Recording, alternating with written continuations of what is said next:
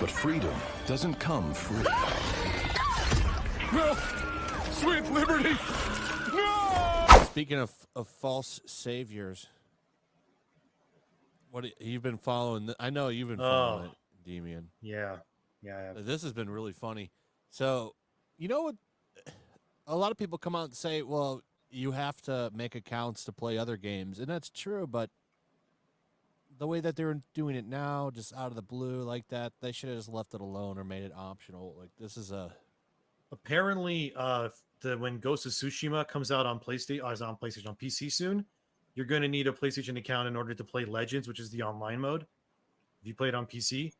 But I think the reason why they shouldn't do it is simply because of the fact that there's a lot of countries out there that don't have access to PSN, like Egypt, for example. If you actually want to play Helldivers, they came out and said that they're not going to make them. Oh, thank God. Yeah. Okay, good. Yeah, I just read that before the stream started, actually. So I think that just came out.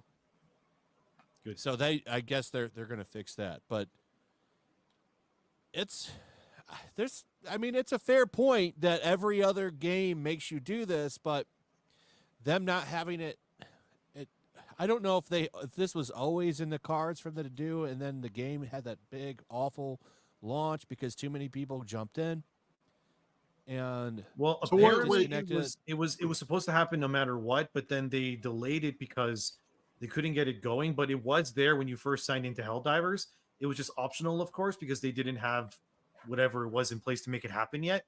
So that's the only reason. You are right. I mean, for the people that don't know, is it that if you buy it on Steam, you have to hook it to PlayStation Network, or is it a PlayStation Network game? What does this have to do with it? Basically, because it's a PlayStation Studios game, they want you to have a PlayStation account attached to it so that Sony can essentially boost their numbers, because it's something like 80% of the community on Helldivers is on PC. They're not on PlayStation.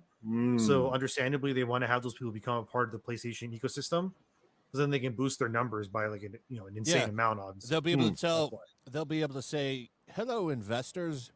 Yeah, congrats to the company for having record PSN numbers playing this game at this peak," and they can take the combined number and use it and make it seem like this game is really boosting up their network.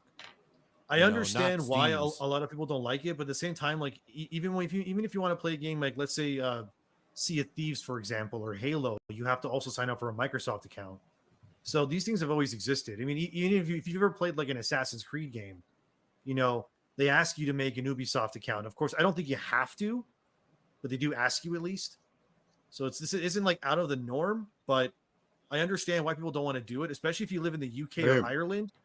Because if you live in the UK or Ireland, you have to actually use photo ID in order to make a PlayStation account.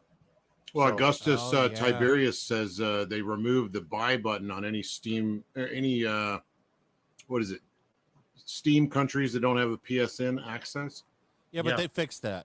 They're fixing that. If they haven't, they're dropping. You won't need to make one in a country where you can't. Yeah. It still sucks though. I mean, like, they're just shooting themselves in the foot, really.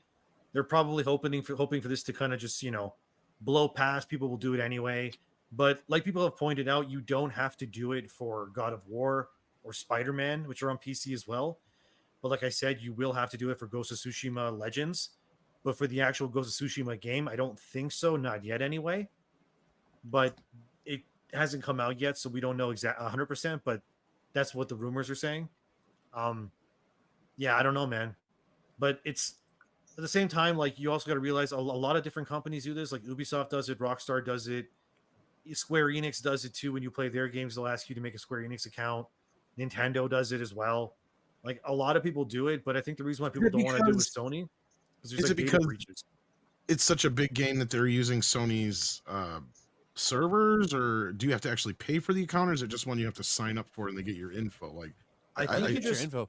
Sony sucks too. They've been hacked like fucking 35 times. That's what I'm saying. I mean, people have pointed out too, though, that Steam has also been hacked a few times as well. So they're not like, entirely out of blame for this. But I'm not trying to be an apologist. I'm just saying that that's what it is. But yeah, it's rather interesting to say the least what's happening. But take this with a grain of salt because I don't know the video gamer very well, but they're saying that they're gonna fix that.